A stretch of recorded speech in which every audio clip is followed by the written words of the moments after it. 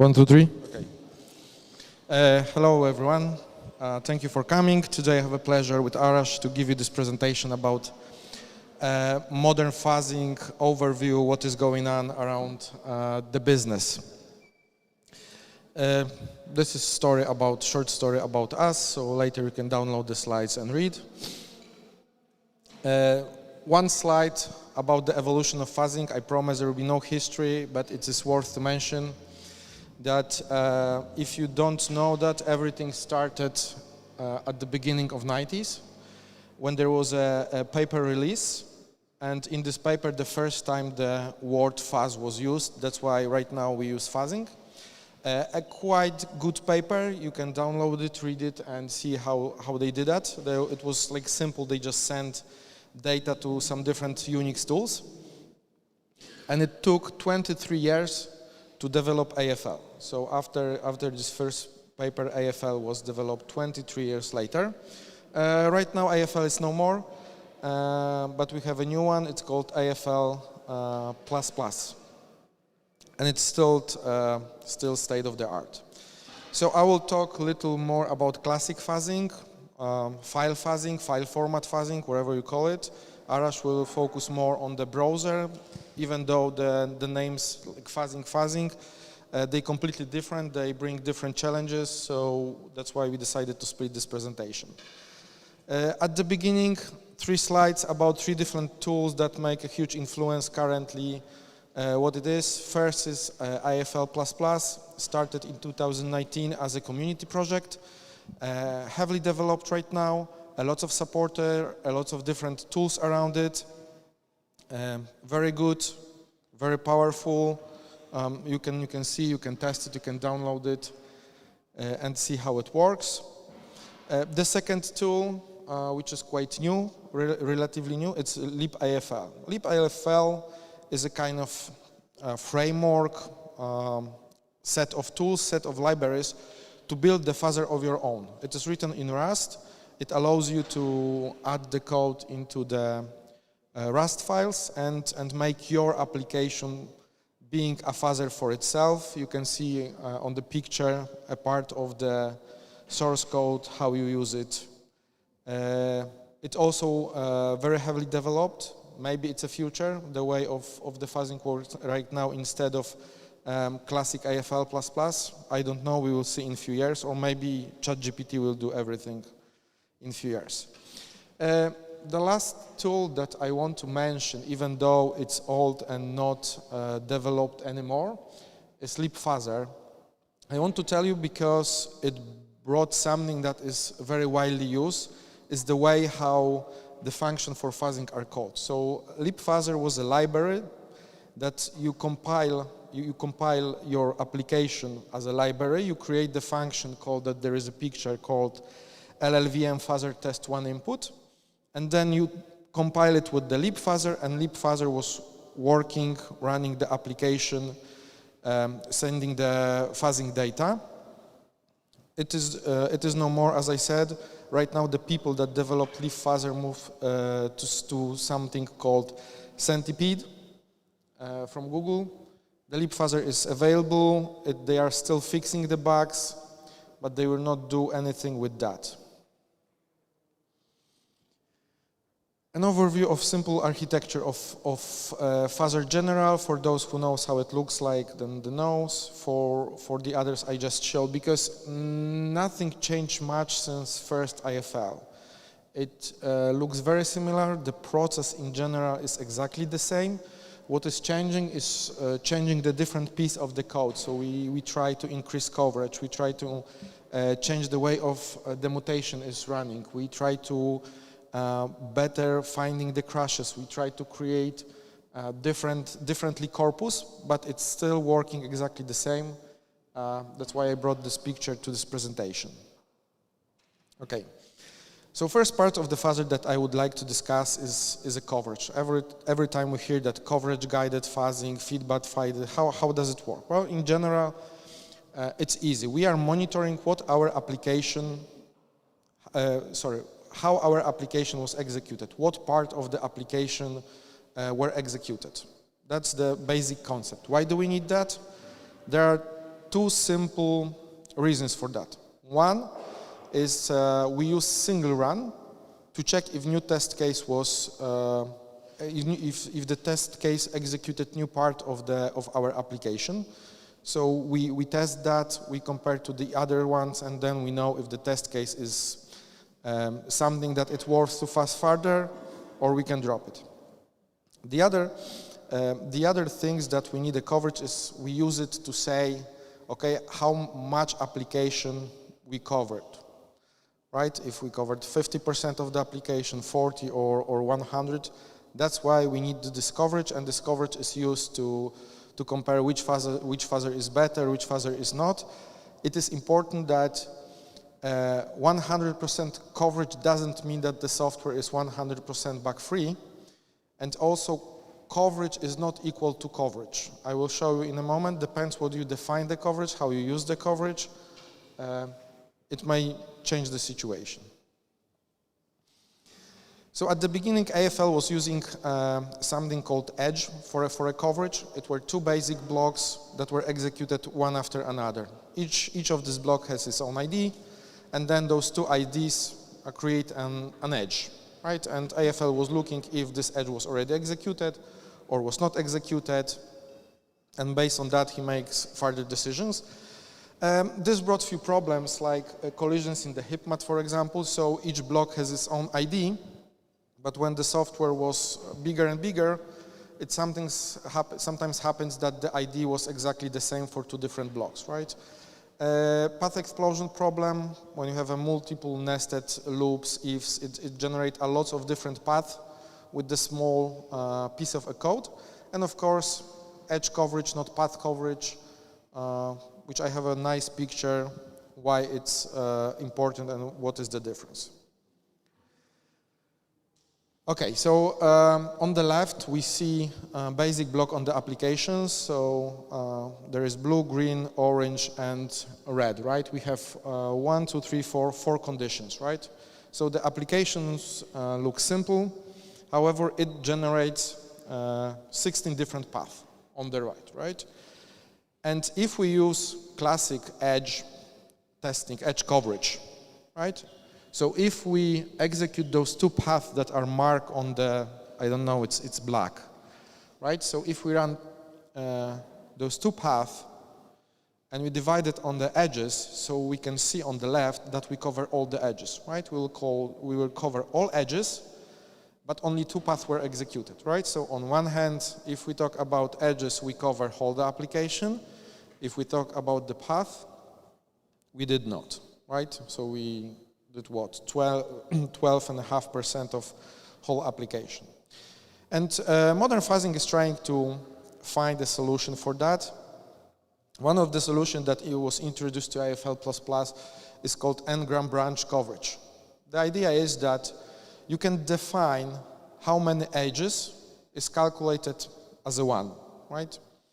Of course, the more you have, your coverage will be better, but the more you have, the more memory you need to use, and the fuzzing may be slower for this kind of situation. Second thing that AFL introduced to somehow help that was something called content-sensitive branch coverage. It means that each time when the function is called, this call is given an ID, and then it is taken the call stack, and this combined together, there is a hash calculated, and we look on that. If we have the same function called but different hashes, it means that it was, for example, called from different function, right? And we also need to look on that. The third update is quite simple, but earlier no one noticed that. So inside the fuzzer, we have functions that calculate how many particular edge was executed, right? And it's stored in a variable that can be simple wraparound at some point, right? And no one noticed that it can, when it's wraparound, it's 0. So in this particular situation, it may break our fuzzing. So someone added that update into AFL. One of the tools that is, I want to tell you about two tools that are related to coverage. This is quite recent, so it's from 2022. It's called Fuzztastic. It's a tool that tries to give you more information about the coverage itself by taking the information from fuzzer and calculate it somehow. There is a second reason why I'm going to show you this. I'm telling you about this tool. I will tell you later, but it's a very specific situation. It's not dependent on the fuzzer, so it's separate application. You can connect any fuzzer you want and make your analyzer better. Second tool is fuzzer introspector, and it also gives you a very good information about what was covered by your test cases, which function were executed. You can probably see below the results from this tool. You can use it if you fuzz it to check what is real coverage of your application. Directly with the coverage, there's something called branches, right? Each application must to have branches to do something, right? And the branches is the biggest nightmare of each fuzzer, because this is the way you go to different paths, right? There are complex conditions. There are nested branches. There are sometimes state-dependent branches. There are some hidden or not obvious dependencies. There is a path explosion problem with the branches, and modern fuzzer try to resolve that, implementing different techniques on different level that I'm going to show you. These are three quite interesting and quite simple. There is complog, dig to file, and LAF Intel upgrades. So CMP log is a tool or additional that will hook every single comparison that you have in your code, and each time it is executed, it tries to check what kind of value there was used in this if, right? And based on this value, it's tries to do the specific mutation next time to hit the branch on left or on right. Second tools, because there are two. One is dig to file and second is autodictql. There are tools that in general during the compilation process they takes any interesting values, static values that they can find, and they are building dictionary file. And based on this dictionary file you can then run, for example, IFL and use those values that may speed up your fuzzing. And the third one is one of the simplest but a huge impact, which is LAF Intel. It breaks this kind of comparisons on the left, like string compare, right? So this instruction is horrible for AFL and for other fuzzers because it's difficult to hit. You need to hit 1, 2, 3, 4, 5, right? You need to hit 5 characters in one compare. So what the tool is doing, it just splits on single ifs, right? So right now, instead of one compare, we have 6 different ones, which is one by one. It's much easier because then each time it's only one character to guess. Those upgrades are simple, but also they are making a job. Okay, so if we have a branches, so why don't we just, instead of guessing, why don't we just calculate what is going under? And these solutions also done. That is, QSIM is, I think, one of the best, like hybrid concolic execution engines, fuzzers, whatever you call it. The idea of QSIM is that it takes all the comparisons and try to resolve them in the symbolic way, but you call it loosely. So it doesn't calculate the exact values. It's doing small assumptions. It's not always right, but it works much faster than regular symbolic execution engines. And to show you how good it is, so it found one of the bug in the FFmpeg codec, that it was not able that was not able OSS fuzz to find. I will show you this this one. Okay, so it's real if taken from the codec, right? So you need to hit line 11 to find the bug. So something is horrible for the fuzzer. Google OSS fuzz didn't find that. QSIM did. Another interesting tool is SimCC. This is also try to symbolically solve the compares, but this time you need to compile it inside your application. There is a library, you compile it, and during the execution there is symbolic, it's compute symbolic expressions and try to find those values. So very similar approach, but different way how they implement that.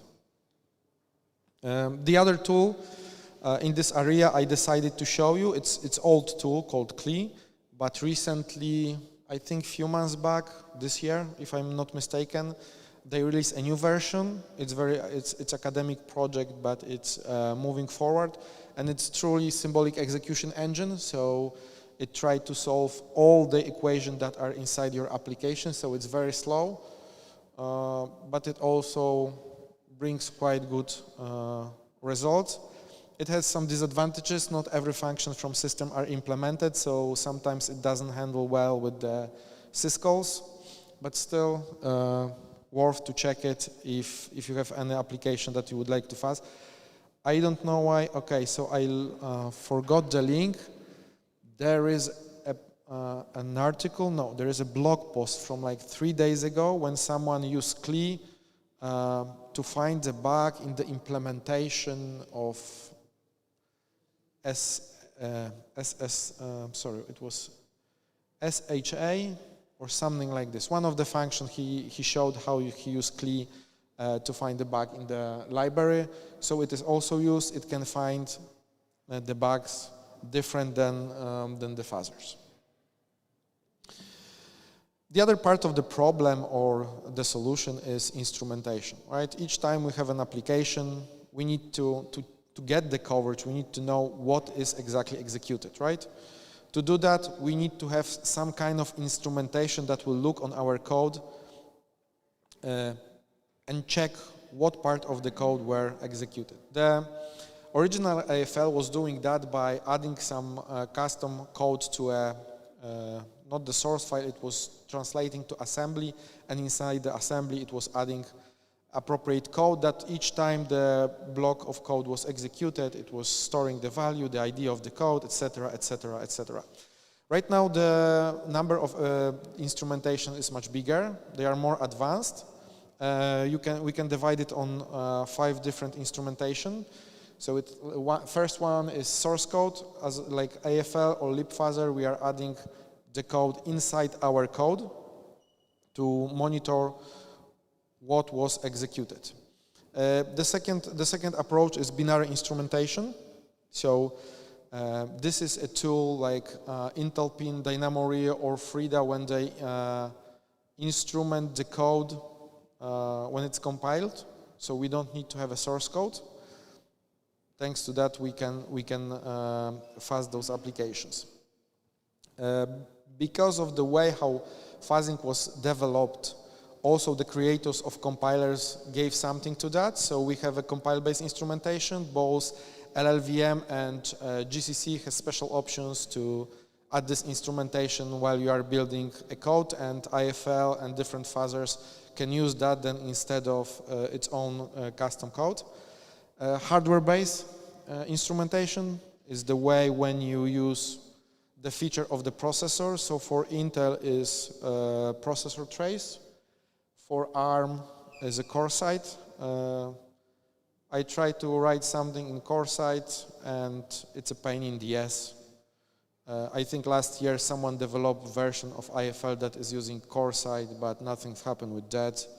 It's much way difficult and different than from Intel processor trace, from Intel PT. Maybe that's why no one is using that. And the last one, dynamic binary translations.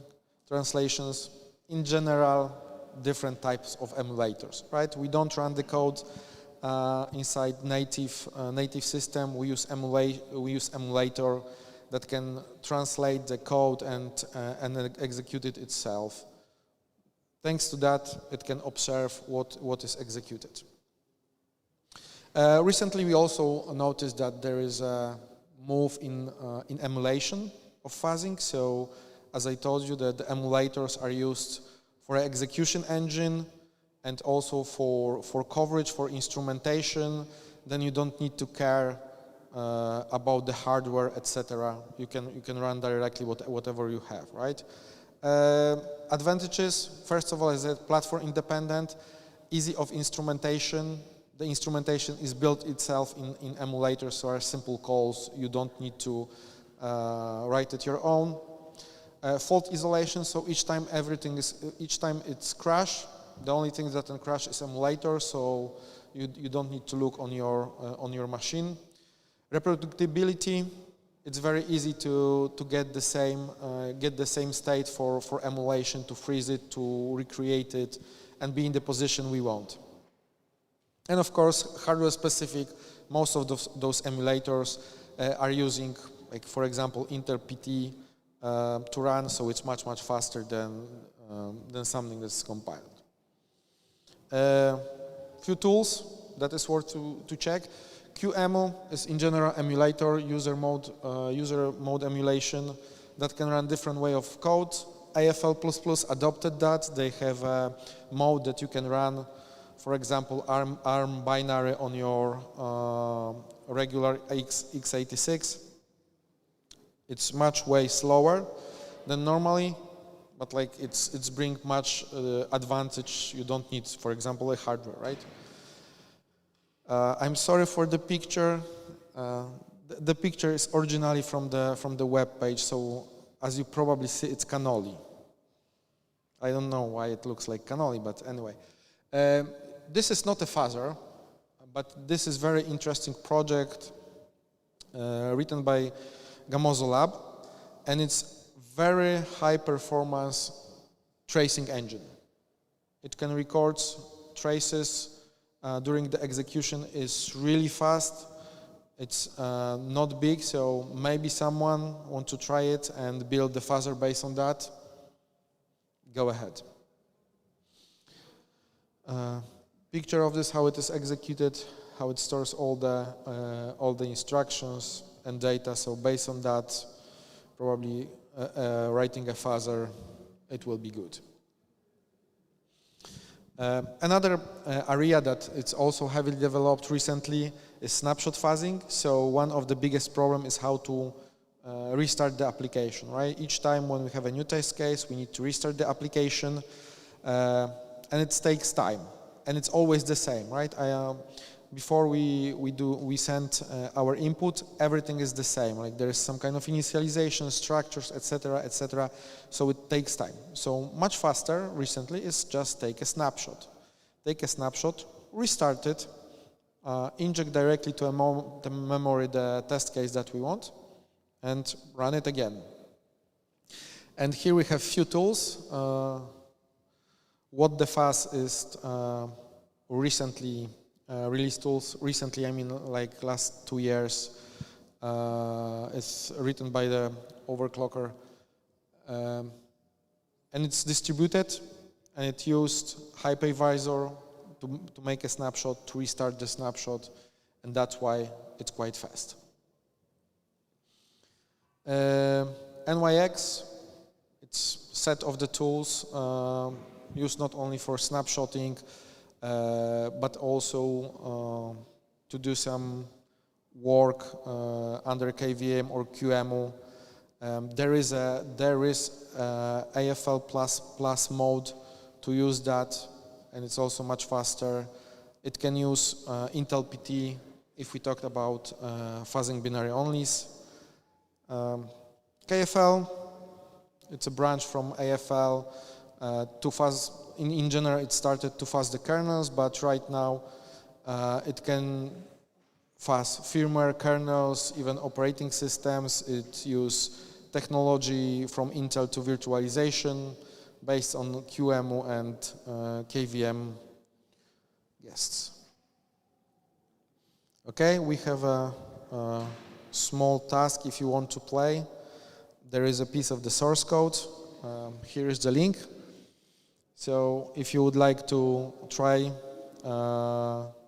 can take the source code, choose any fuzzer you want, and find the solution if you're able to find the bug with the fuzzing, and you can see how it complex is or not is. Maybe you will find it in a first way.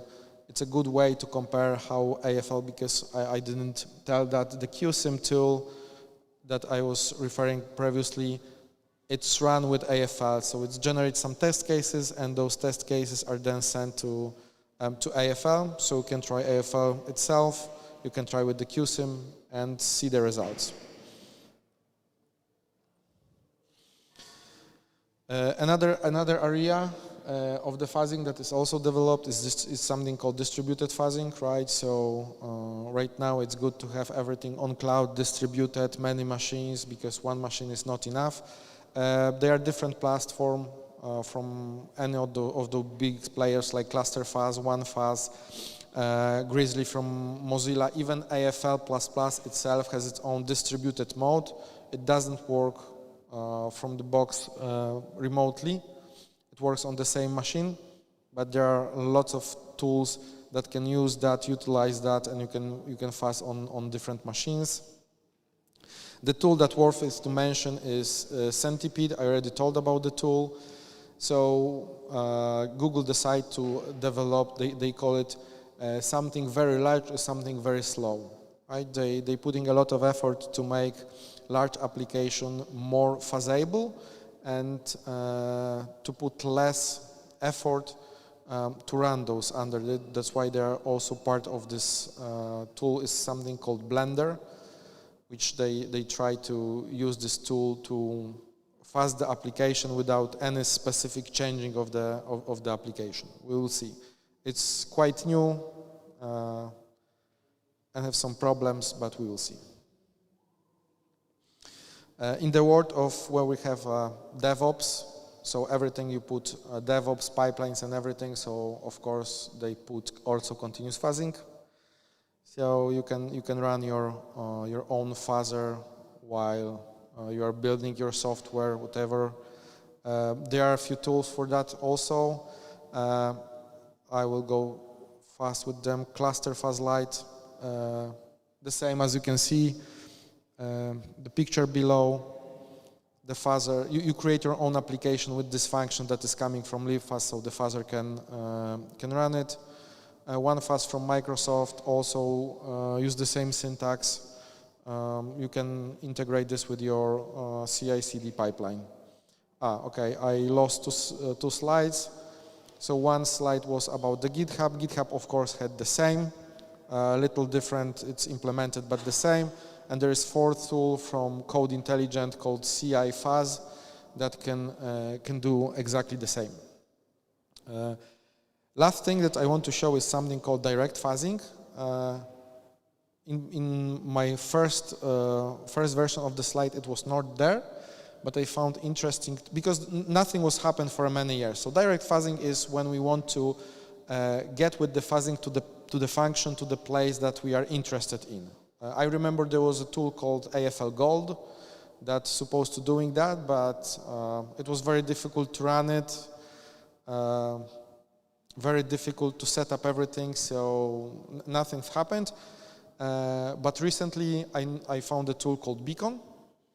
When they are telling that they are able to get the path that we want, and this is done by some static analysis. So here is an example. The last column, what they are showing based on the static analysis, you can see that at the beginning the W must be between -infinity 5 and 25 plus infinity, right? So the static analysis said that this is the area when the W must be, and try to use those values. To be honest, how does it work? I don't know, because at the end they didn't show the source code, but I'm waiting for that to see if it's really that good or it just appropriate example. The last thing that I want to talk about is how the fuzzers are evaluated. It's quite important and it's fun, especially when you read a lot of papers. So I get the quote, there is a good paper about that, and I use part of it, that in 2029 there are 23 fuzzing papers built, and they are using different engines. They use LavaM, they use Magma, they use ProFuzzBench, they use FuzzBench to prove that they are better than the others. However, the problem is that sometimes this proof is, in my opinion, a little forged or faked. Let me show you that. So here is an example. I told you about this tool called Fuzztastic. So here is the part of the paper that they release. As you can see, this tool was released in May 2022.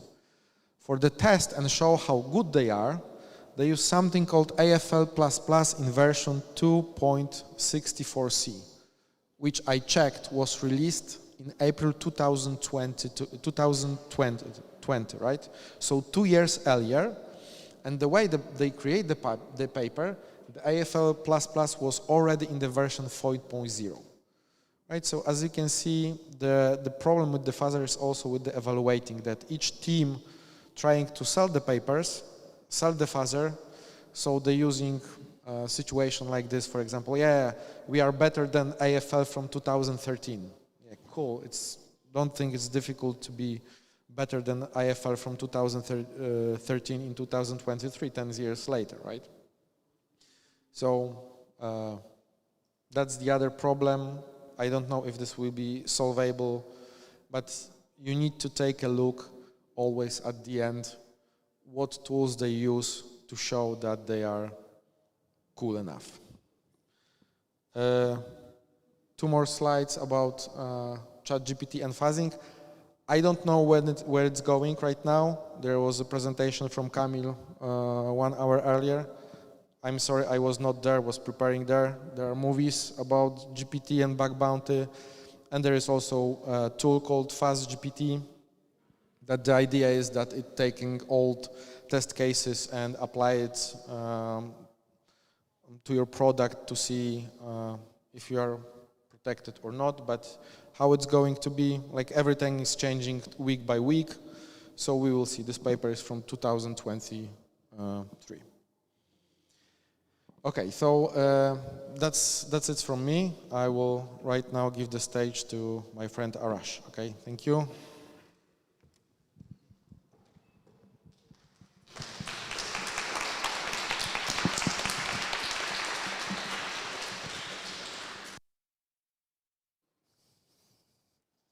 Hi everyone.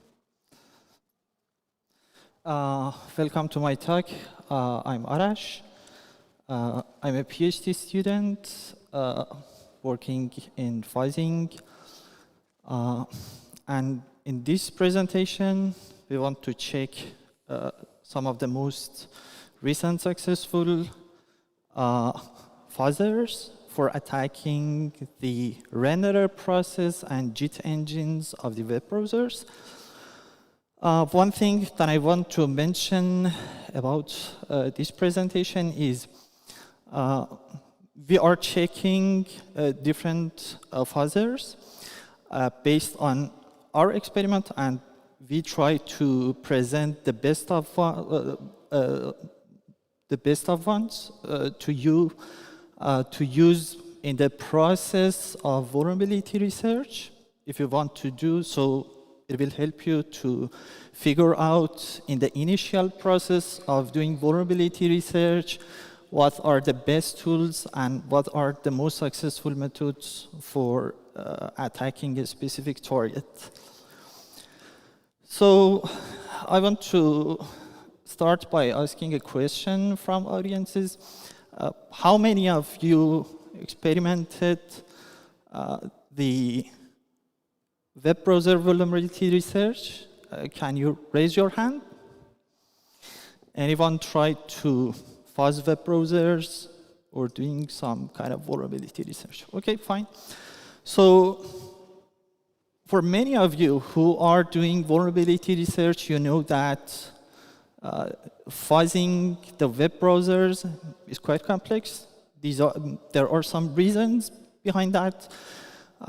For those of you who are working on fuzzing, you already know that fuzzing is something that is mostly depends on generating random inputs.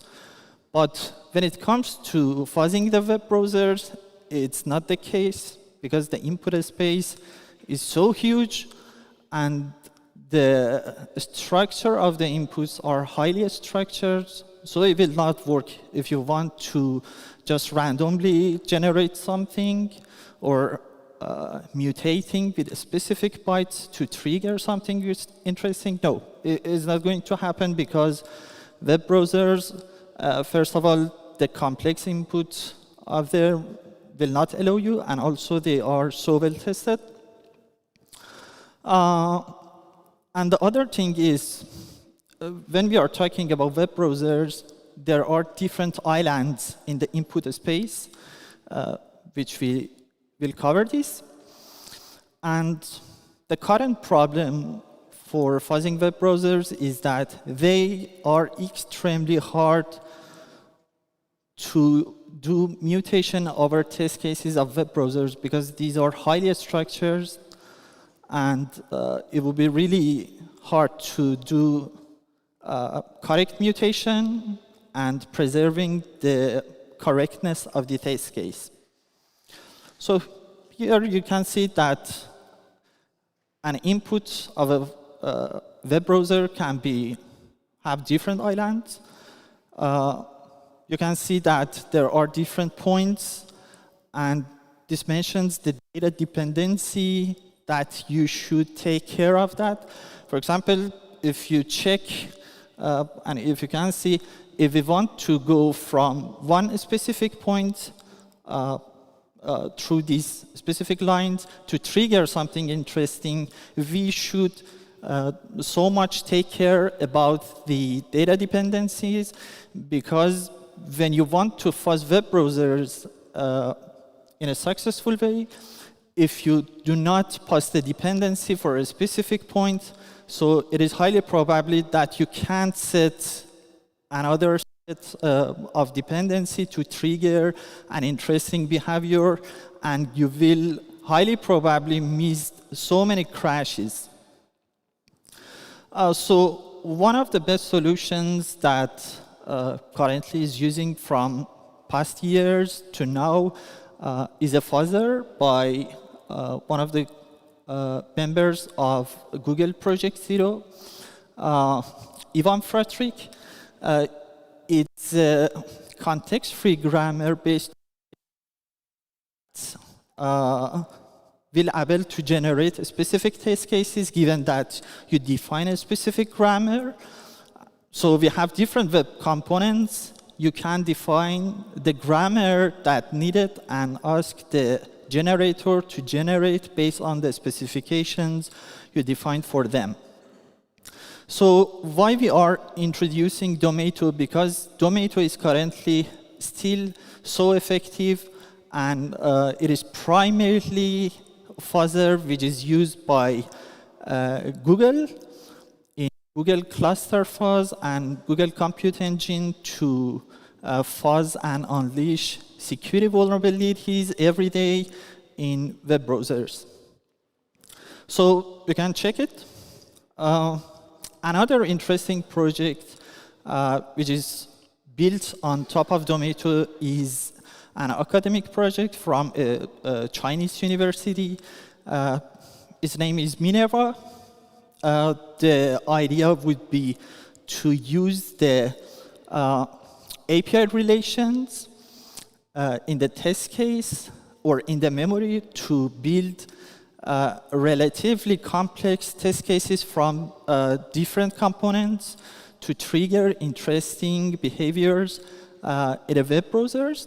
Because they claim that there are some indirect relations between different memory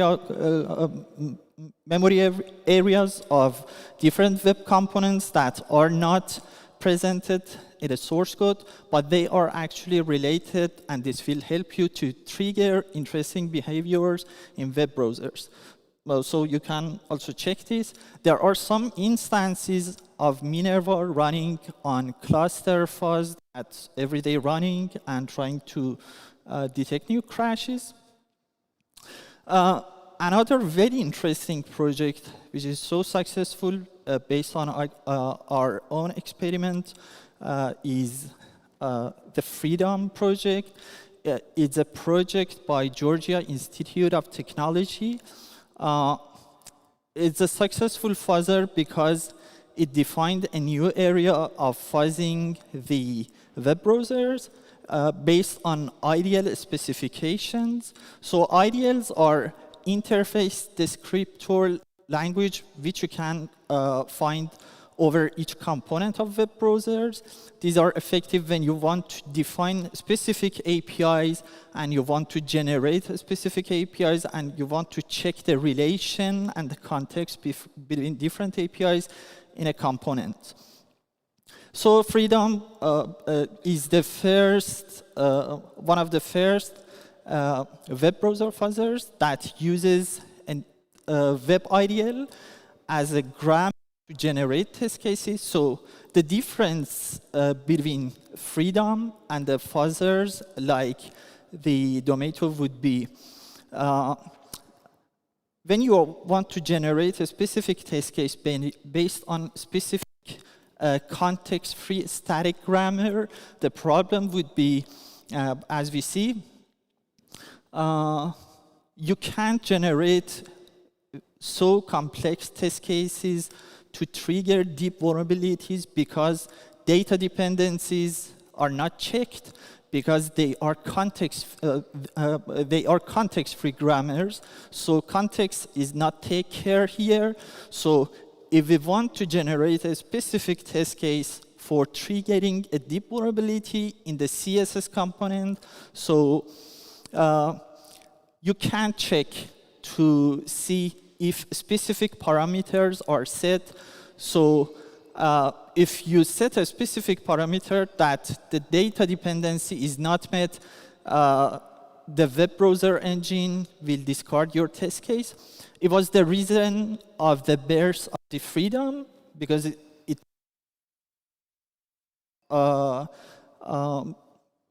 generating test cases to take care about the context. So it's also able to mutate its own generated test cases.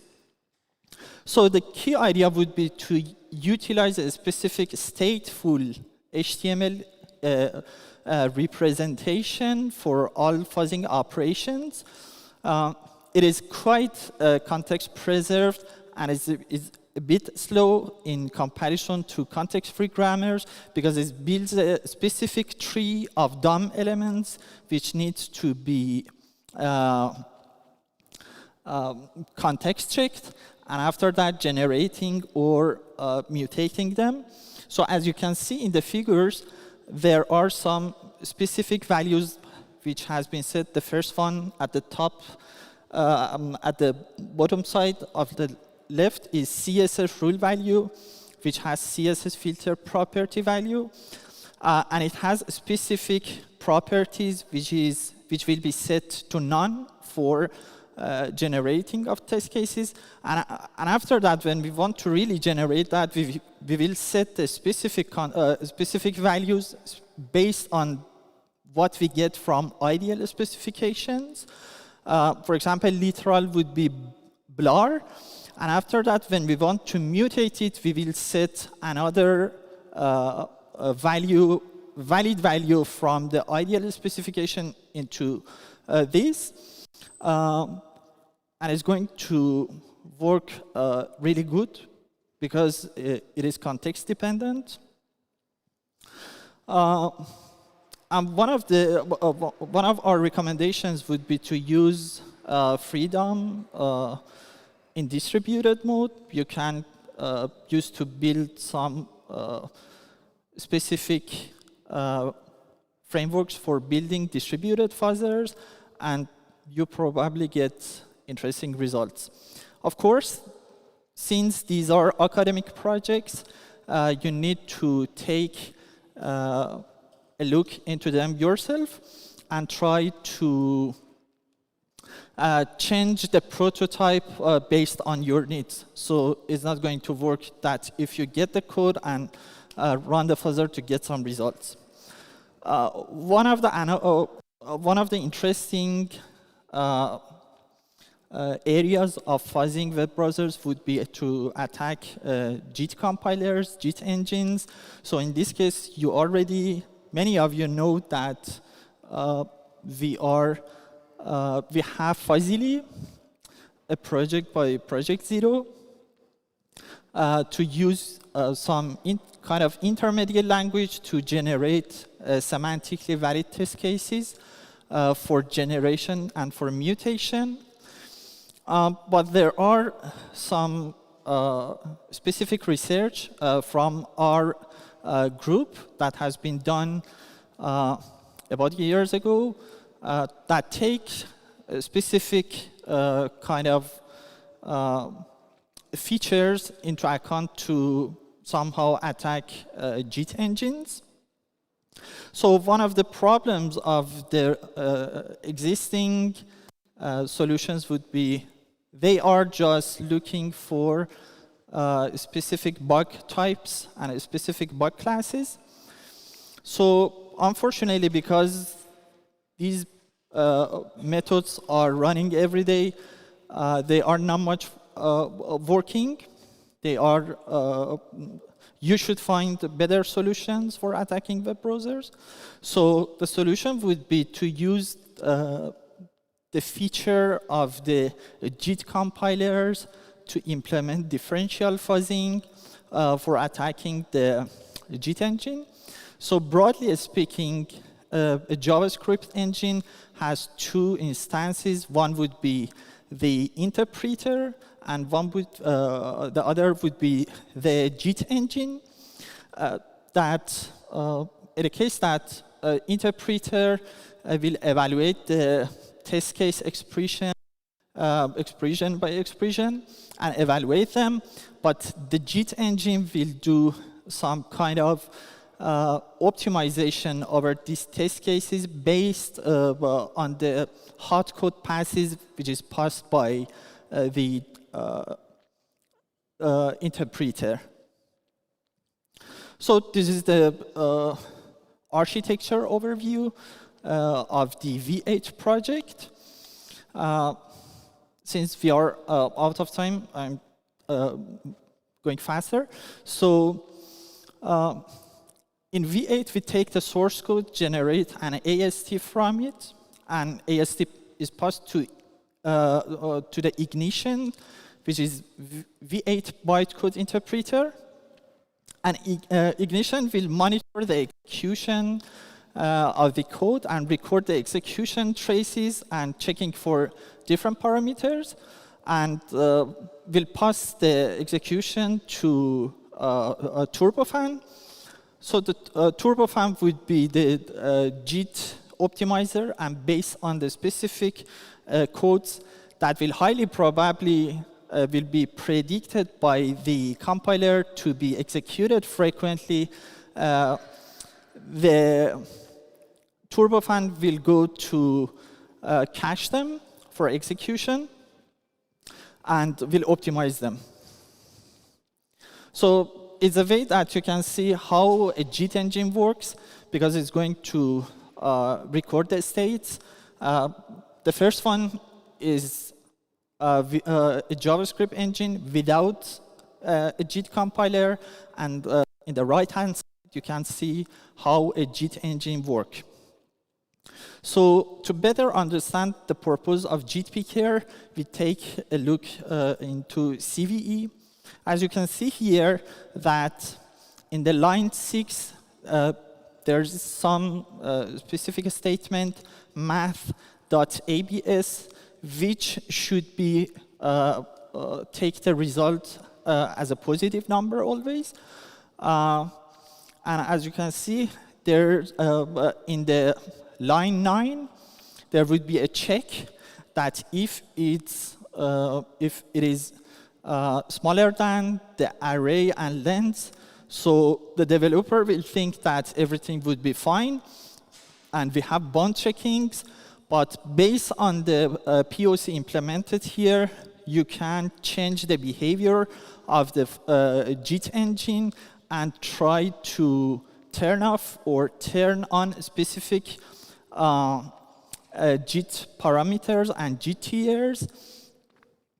Unfortunately here, because of the logic bug in the optimizer, optimizer thinks that, okay, so we have bound checking here, and we are going to try to disable the bounds checking, the runtime bounds checking, because we already have bounds checking here, and it will cause a crash.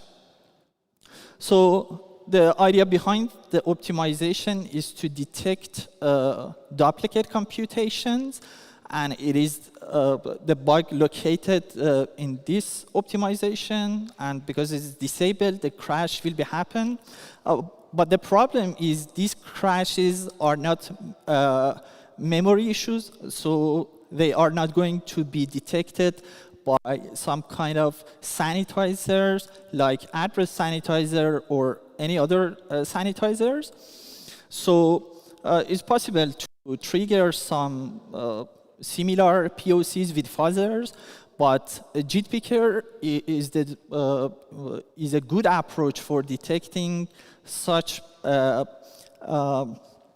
bugs which are not detectable by sanitizers, because it's specialized to detect logic bugs.